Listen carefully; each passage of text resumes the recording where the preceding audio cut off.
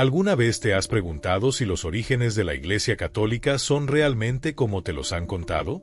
Es probable que te hayan enseñado que todo comenzó con Pedro, el apóstol de Jesús, pero ¿y si te dijera que la verdadera historia está llena de matices, giros inesperados e incluso contradicciones? Lo que estás a punto de descubrir no solo desafiará lo que creías saber sobre la religión, sino que también podría cambiar tu perspectiva sobre la historia misma.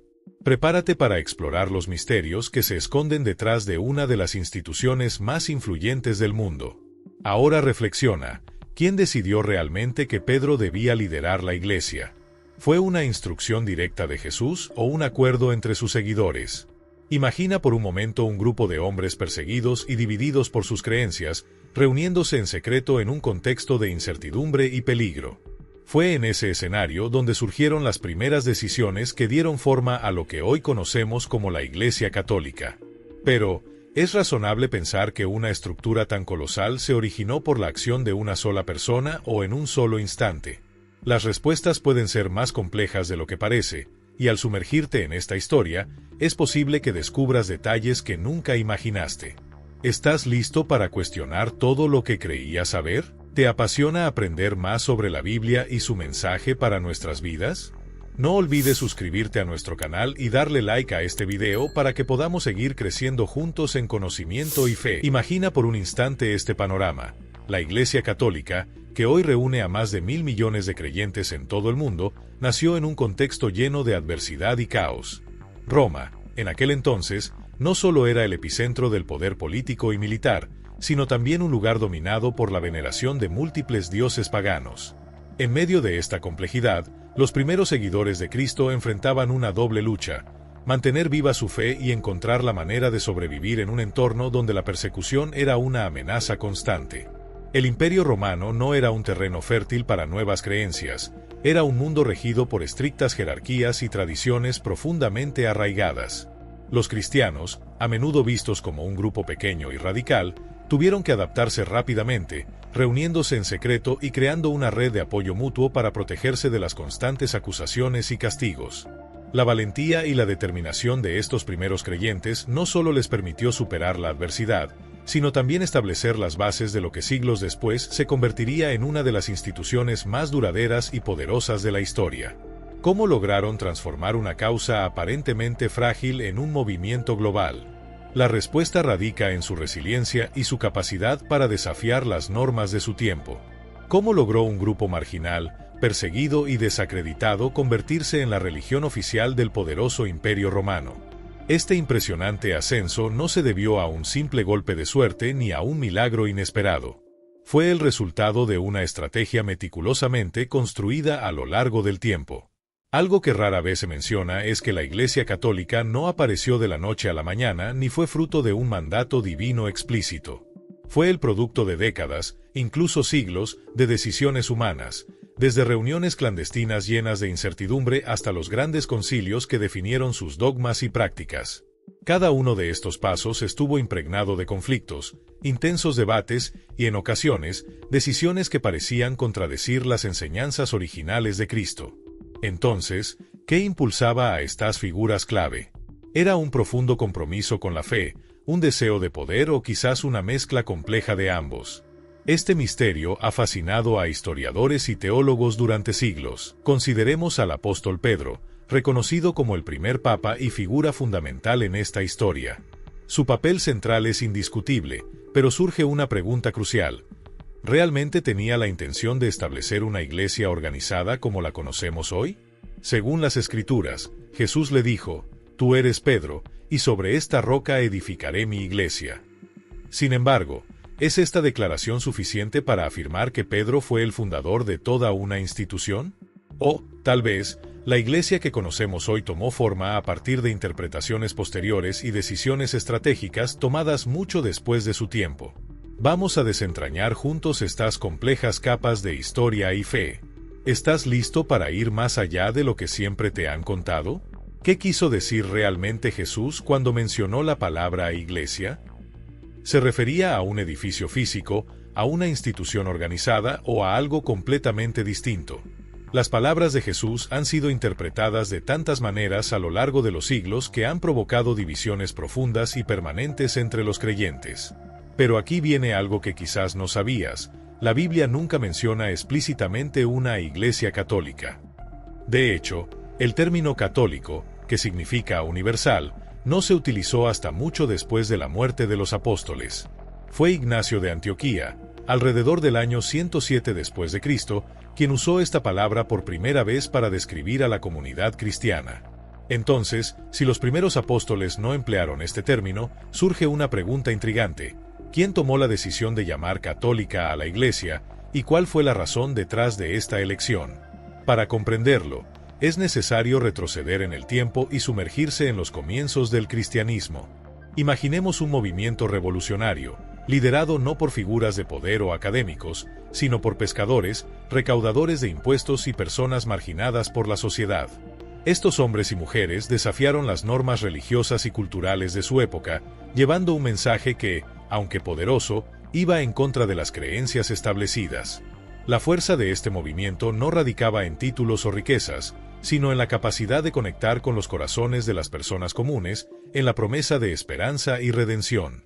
Pero, ¿cómo evolucionó este grupo humilde y diverso para convertirse en una organización global? Para responder, debemos examinar los eventos que moldearon su identidad, desde las primeras comunidades perseguidas hasta los momentos clave en los que el cristianismo comenzó a institucionalizarse. Lo que descubriremos podría cambiar por completo tu perspectiva sobre los orígenes de la fe cristiana. La persecución de los cristianos en el Imperio Romano fue despiadada y aterradora. Eran vistos como herejes, enemigos del Estado, y muchos encontraron su final en las arenas, enfrentándose a fieras o siendo ejecutados públicamente para entretener a las multitudes. Pero aquí surge una pregunta fascinante: ¿cómo pasó este grupo marginado, perseguido y reducido al silencio a convertirse en una élite influyente y en la religión oficial del imperio? La respuesta nos lleva a uno de los momentos más decisivos de la historia: la llegada de Constantino el Grande. Constantino, un líder visionario y estratega por excelencia, cambió para siempre el rumbo del cristianismo. Su conversión en el siglo IV al cristianismo marcó un punto de inflexión, pero no caigamos en la tentación de pensar que fue un acto puramente espiritual. Constantino comprendió como pocos el poder de la religión como herramienta política para consolidar el control y unificar un imperio que en ese momento estaba fragmentado por conflictos internos y disputas territoriales. Bajo su mando, el cristianismo dejó de ser una creencia perseguida para convertirse en una fuerza que moldearía la política, la cultura y la estructura del Imperio Romano. Constantino otorgó privilegios a la Iglesia, promovió el Concilio de Nicea para resolver disputas doctrinales y estableció un precedente para la relación entre la Iglesia y el Estado. Pero, ¿fue esta conversión sincera, o se trató de una jugada maestra para fortalecer su poder y asegurar la lealtad de una creciente comunidad cristiana?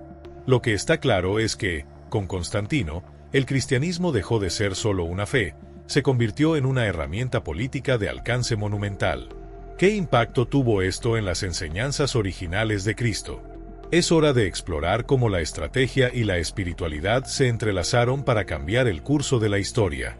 El Imperio Romano enfrentaba un periodo de fracturas internas y desafíos constantes cuando, en el año 313 después de Cristo, Constantino emitió el Edicto de Milán. Este decreto marcó un antes y un después en la historia del cristianismo, legalizando su práctica y poniendo fin a las persecuciones que habían sembrado el terror entre los creyentes. Pero no nos dejemos llevar por una visión idealista. El interés de Constantino por la religión no era del todo altruista.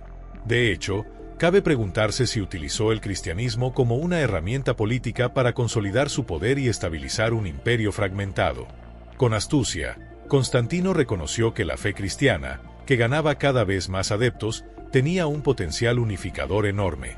En lugar de seguir reprimiendo esta creciente fuerza social, decidió incorporarla como un aliado estratégico. Fue bajo su patrocinio que la base de lo que conocemos hoy como la Iglesia Católica comenzó a tomar forma, especialmente en el Concilio de Nicea, celebrado en el año 325. En este evento histórico, líderes cristianos de diferentes regiones se reunieron por primera vez, convocados y supervisados por el propio Constantino. El objetivo era resolver disputas doctrinales y establecer una unidad teológica que fortaleciera la fe como un pilar del imperio. Las discusiones en Nicea no solo definieron aspectos fundamentales del cristianismo, como la naturaleza de Jesús y su relación con Dios, sino que también sentaron las bases para una estructura jerárquica que otorgaría a la Iglesia un poder sin precedentes. Sin embargo, no podemos ignorar que estas decisiones tuvieron un costo.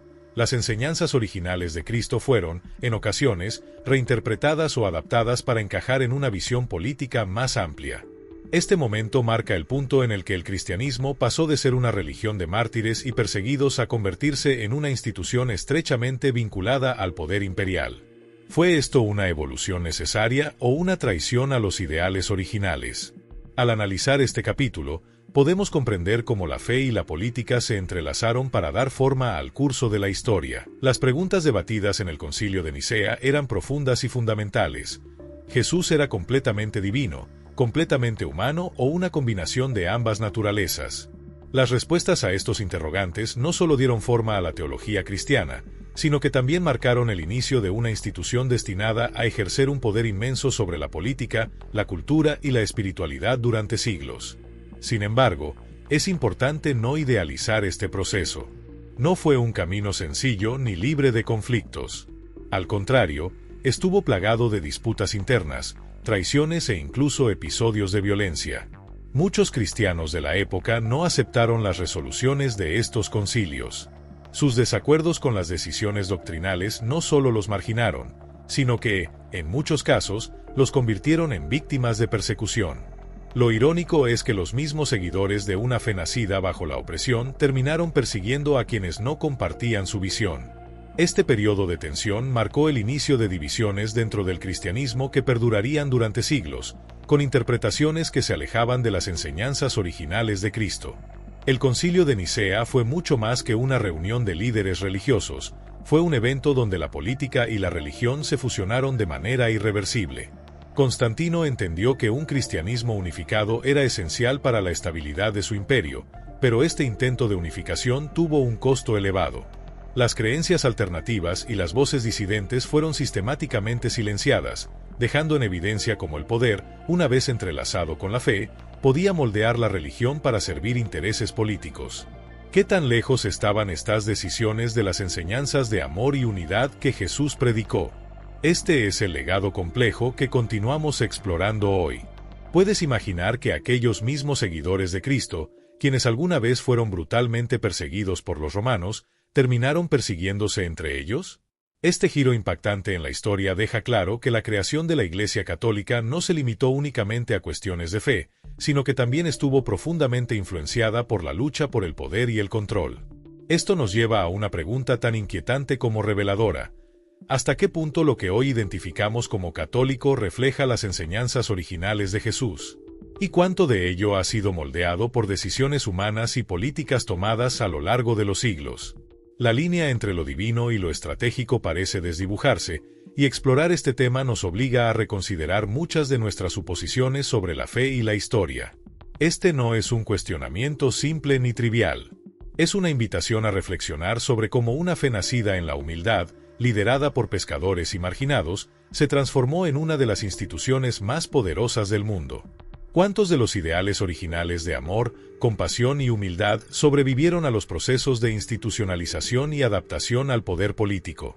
Examinar este legado es una oportunidad para profundizar en la historia de la religión y comprender mejor las fuerzas que la moldearon. Lo que descubramos podría desafiar lo que siempre hemos creído. ¿Estás listo para seguir cuestionando? Esto no es una crítica, sino una invitación abierta a reflexionar. ¿Alguna vez te has detenido a pensar por qué algunas doctrinas son como las conocemos hoy? ¿O por qué ciertos libros fueron seleccionados para formar parte de la Biblia, mientras otros fueron descartados? Las respuestas a estas preguntas son más complejas y sorprendentes de lo que podrías imaginar, y nos llevan a explorar los intrincados caminos de la historia y las decisiones humanas que moldearon el cristianismo. Descubre enseñanzas transformadoras y verdades bíblicas que iluminan nuestro camino. Suscríbete y dale like para ayudarnos a compartir este mensaje con más personas. Lejos de ser una historia cerrada, este relato está lleno de matices, misterios y decisiones que dejaron huella en los primeros siglos de esta fe. Cada elección, Cada debate y cada exclusión de textos influyó en la forma en que entendemos hoy las enseñanzas de Jesús y los pilares de la Iglesia. Detrás de cada doctrina y cada página de la Biblia hay un contexto, una intención y, en muchos casos, una disputa. Pero esto es solo el comienzo. Lo que viene a continuación te llevará aún más profundamente a los secretos, las controversias y los desafíos que definieron el surgimiento del cristianismo. Prepárate para seguir este viaje y descubrir verdades que permanecieron ocultas durante siglos. ¿Estás listo para enfrentar lo que no te han contado? La historia nos espera con sus respuestas, y es hora de continuar desentrañándola juntos. ¿Sabías que algunos de los textos cristianos más importantes estuvieron a punto de desaparecer para siempre?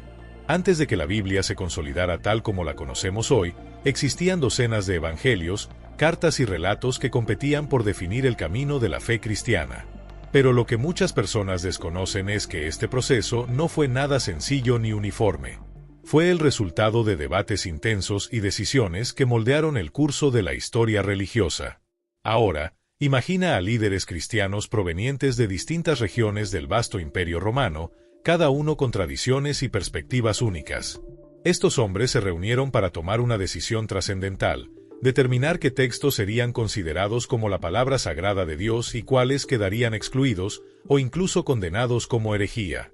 Estas reuniones no eran solo discusiones teológicas, eran verdaderos campos de batalla ideológicos donde las ideas competían por sobrevivir. Pero, ¿quiénes eran estas figuras que asumieron el poder de decidir qué sería incluido y qué quedaría fuera? ¿Qué motivaciones guiaron sus elecciones? ¿Era un compromiso con la verdad divina o influencias políticas y culturales de su tiempo?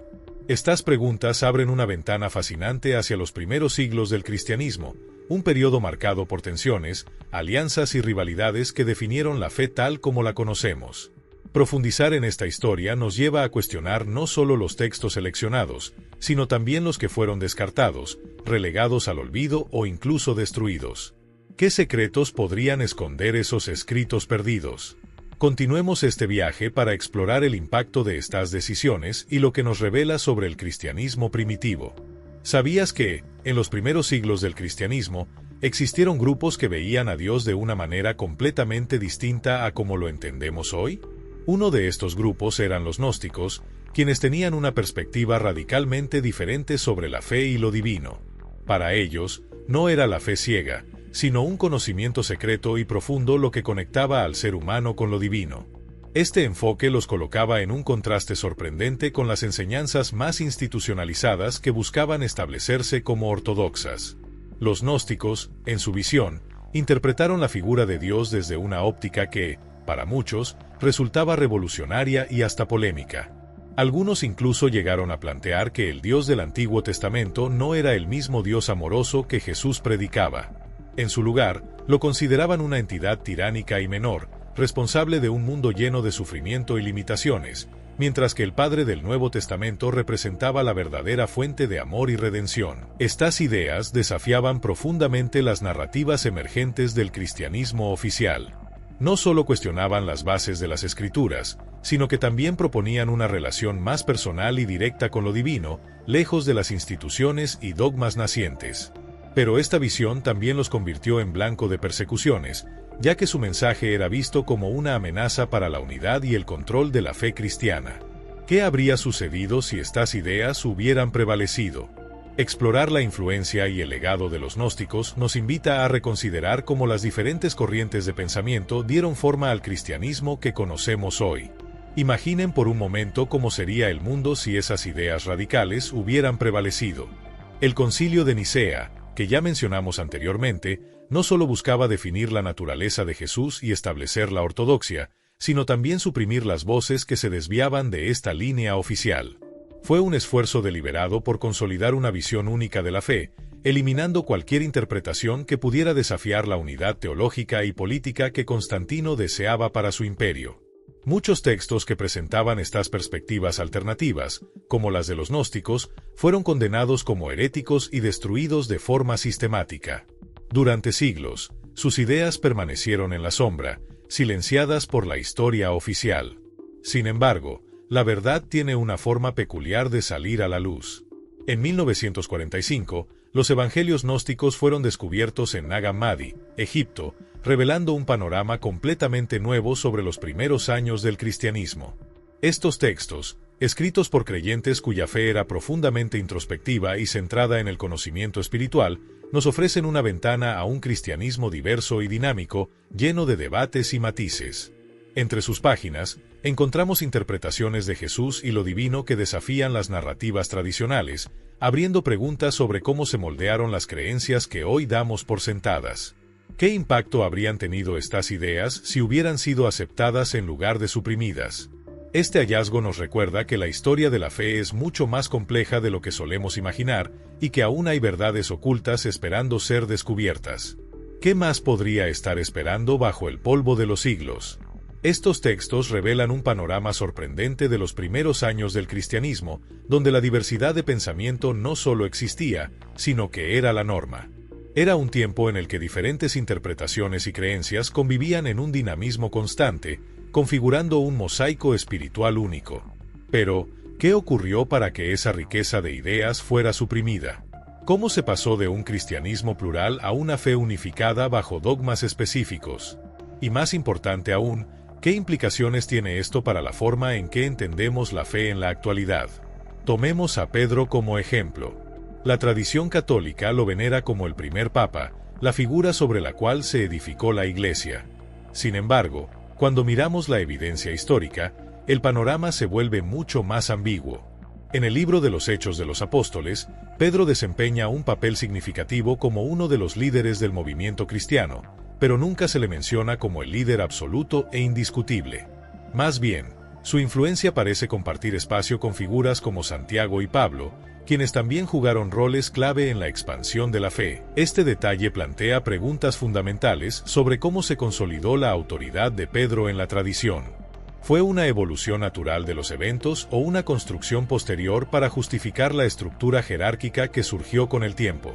Examinar estas discrepancias históricas no solo nos permite entender mejor los orígenes del cristianismo, sino también reflexionar sobre cómo las narrativas se adaptaron para responder a necesidades políticas, sociales y teológicas. ¿Cuánto de lo que damos por hecho hoy se basa en la historia, y cuánto en interpretaciones construidas con el tiempo? La respuesta a estas preguntas podría redefinir lo que pensamos sobre los cimientos de la fe cristiana. En el Concilio de Jerusalén, uno de los eventos más importantes del cristianismo primitivo, surge un detalle fascinante. Parece que Santiago, el hermano de Jesús, ocupaba una posición de mayor prominencia y autoridad dentro de la comunidad cristiana. Esto nos lleva a cuestionar cómo se consolidó la idea de Pedro como la roca sobre la cual se fundó la Iglesia. ¿Es este un relato histórico exacto o una narrativa desarrollada con el tiempo para fortalecer la autoridad de una institución en formación? Aquí es donde entra en juego una compleja combinación de interpretación teológica y construcción institucional. La famosa declaración de Jesús a Pedro, «Tú eres Pedro, y sobre esta roca edificaré mi iglesia», ha sido interpretada de diversas maneras a lo largo de los siglos. Mientras algunos la consideran un mandato directo, otros sugieren que fue un simbolismo, posteriormente adoptado para justificar la centralización de la autoridad eclesiástica. La idea de Pedro como piedra angular de la Iglesia parece ser el resultado de un esfuerzo consciente por parte de los primeros líderes para establecer una narrativa unificadora que legitimara la estructura jerárquica naciente. En un contexto de crecimiento y expansión, tener una figura central como Pedro ayudaba a dar cohesión y estabilidad a una fe que enfrentaba desafíos tanto externos como internos. Este proceso no solo definió el papel de Pedro, sino que también marcó un punto de inflexión en cómo se interpretaron las enseñanzas de Jesús. La mezcla de teología y estrategia institucional moldeó las bases de lo que hoy conocemos como Iglesia Católica. Sin embargo, nos deja con una pregunta clave: ¿cómo sería la fe cristiana si estas narrativas hubieran tomado un rumbo diferente? Explorar estos orígenes nos invita a reflexionar sobre las dinámicas entre fe, poder y tradición. ¿Qué más podemos aprender al mirar con nuevos ojos el pasado? ¿Puedes imaginar que uno de los fundamentos de la Iglesia esté basado más en la tradición que en la evidencia histórica directa? Este es un pensamiento fascinante y, al mismo tiempo, provocador. Pero aún más intrigante es el papel central que Roma asumió en el cristianismo. Si Jesús vivió y murió en Jerusalén, ¿por qué la ciudad eterna, a miles de kilómetros de los eventos originales, se convirtió en el epicentro de la fe cristiana? La respuesta no se encuentra solo en la teología, sino también en las dinámicas políticas y culturales del Imperio Romano. Roma, como capital del imperio más poderoso de la época, simbolizaba algo más que dominio territorial. Era el corazón político, económico y cultural de un mundo que abarcaba diferentes lenguas, tradiciones y pueblos. En ese contexto, establecer a Roma como el centro del cristianismo no fue una coincidencia, sino una estrategia profundamente influenciada por la necesidad de proyectar universalidad y legitimidad. Al asociar la fe con la ciudad más influyente del mundo antiguo, los líderes cristianos reforzaron el mensaje de que su religión era para todos, trascendiendo fronteras y culturas. Además, la tradición que vincula a Pedro con Roma fue clave para consolidar esta narrativa. Según la historia, Pedro murió martirizado en esta ciudad, lo que la convirtió en un lugar sagrado y en el hogar natural de la autoridad papal. Pero, ¿cuánto de esto fue motivado por la espiritualidad y cuánto por la necesidad de consolidar el cristianismo como una fuerza global dentro del imperio? La centralización de la fe en Roma no solo ofrecía un símbolo de unidad, sino también un recurso invaluable para legitimar y fortalecer su influencia política y cultural.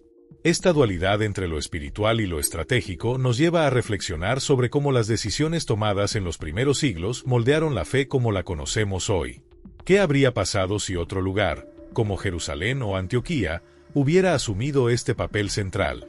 Pensar en estas posibilidades nos ayuda a entender mejor cómo el cristianismo se adaptó y evolucionó para sobrevivir y prosperar en un mundo dominado por el poder de Roma. Al establecer su sede en Roma, la Iglesia Católica no solo buscaba ser un faro de autoridad espiritual, sino también consolidar una legitimidad política que le permitirá jugar un papel protagónico en el vasto escenario del Imperio Romano. Esta decisión estratégica explica por qué los primeros papas dedicaron enormes esfuerzos a reforzar su poder en la ciudad y expandir su influencia a regiones más allá de Italia. Sin embargo, este proceso estuvo lejos de ser pacífico o lineal. El desarrollo de la Iglesia Católica fue una historia marcada por tensiones internas, disputas de poder y momentos de profunda crisis. Por ejemplo, ¿sabías que hubo periodos en los que hasta 3 personas diferentes se proclamaron simultáneamente como el Papa legítimo? Estos episodios, conocidos como el Cisma de Occidente o la crisis de los 3 papas, fueron un reflejo de las luchas políticas y religiosas que sacudieron los cimientos de la institución. Durante este cisma, que tuvo lugar en el siglo XIV, diferentes facciones dentro de la Iglesia y entre los estados europeos apoyaban a distintos candidatos al papado, creando una fragmentación que ponía en duda la unidad y la autoridad de la Iglesia. Esta crisis no solo debilitó la confianza en la institución, sino que también mostró cómo las ambiciones humanas podían infiltrarse incluso en los niveles más altos de una organización espiritual. A pesar de estos desafíos, la Iglesia logró sobrevivir y, finalmente, reforzar su estructura. Pero estas luchas internas nos invitan a reflexionar. ¿Hasta qué punto las decisiones de la Iglesia estuvieron influenciadas por su misión espiritual y cuánto por las realidades políticas de su tiempo? Entender estos conflictos es fundamental para descifrar cómo la Iglesia Católica evolucionó desde una fe perseguida hasta convertirse en una de las instituciones más poderosas de la historia. ¿Qué otras historias ocultas pueden revelar los episodios de su turbulento pasado? Continuemos desentrañando este fascinante viaje. Explora con nosotros las maravillas de la palabra de Dios. Suscríbete a nuestro canal y activa la campanita para no perderte ningún contenido que edificará tu vida. Estos episodios, como el Cisma de Occidente, son un recordatorio de que, aunque la Iglesia se inspire en ideales divinos, siempre ha estado dirigida y moldeada por seres humanos, con todas sus ambiciones, limitaciones y contradicciones. Esto plantea una cuestión profunda. ¿Cómo conciliaron estas luchas de poder, marcadas por conflictos y divisiones, con el mensaje de humildad, amor y servicio que Jesús predicó? Esta paradoja sigue siendo un tema de intenso debate, incluso en la actualidad. Otro ejemplo que ilustra esta complejidad es la conversión de Constantino al cristianismo, un evento que cambió radicalmente el curso de la historia de la fe. Aunque oficialmente adoptó el cristianismo, Constantino continuó practicando rituales paganos durante toda su vida, un hecho que ha generado preguntas incómodas sobre la sinceridad de su conversión. De hecho, su bautismo no ocurrió hasta el lecho de muerte, lo que lleva a muchos historiadores y teólogos a cuestionar si su acercamiento a la fe fue motivado por convicciones espirituales o por una calculada estrategia política. La vida y las acciones de Constantino reflejan las tensiones entre el poder terrenal y las aspiraciones espirituales que han acompañado a la Iglesia desde sus inicios. Su legado es un recordatorio de cómo las decisiones de líderes influyentes no solo dieron forma al cristianismo, sino que también introdujeron elementos de pragmatismo político en una fe basada en principios trascendentes. ¿Cómo podemos reconciliar estas contradicciones? ¿Es posible separar lo divino de lo humano en una institución que ha sido parte del entramado político y cultural durante siglos? Estas preguntas nos invitan a reflexionar sobre el impacto de estas decisiones históricas en la Iglesia que conocemos hoy y sobre cómo los ideales originales de Jesús se han visto moldeados por el contexto humano a lo largo del tiempo. La historia del cristianismo, llena de luces y sombras, sigue siendo una fuente inagotable de exploración y aprendizaje. ¿Qué otros secretos podría revelarnos si seguimos indagando?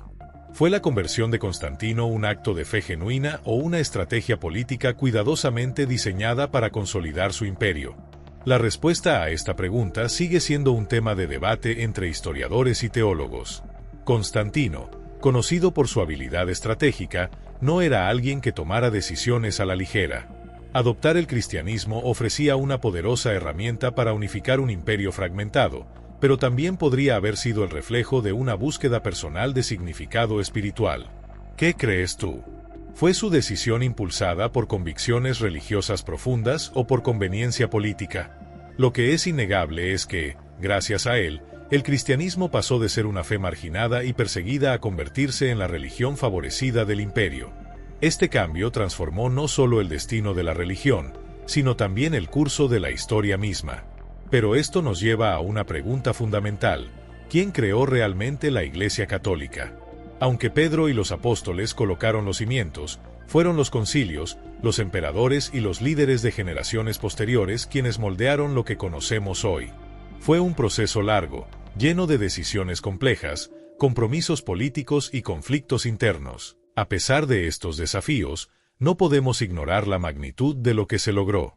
Con todos sus defectos, contradicciones y controversias, la Iglesia Católica ha desempeñado un papel central en la historia, la cultura y la espiritualidad de miles de millones de personas. Es el producto de siglos de evolución, de lucha constante y de una fe que resistió las pruebas del tiempo. Pero, más que eso, nos recuerda que incluso las instituciones más grandes y duraderas están profundamente arraigadas en los sueños, las dudas y las decisiones de seres humanos como tú y yo. Así que te dejo con esta reflexión. La Iglesia Católica, tal como la conocemos hoy, no es solo el resultado de un momento o de una figura singular, sino de generaciones enteras que contribuyeron con sus propias perspectivas, esfuerzos y aspiraciones. Ahora que conoces todo esto, ¿cómo lo ves? ¿Crees que la Iglesia es principalmente divina, esencialmente humana o una combinación fascinante de ambas?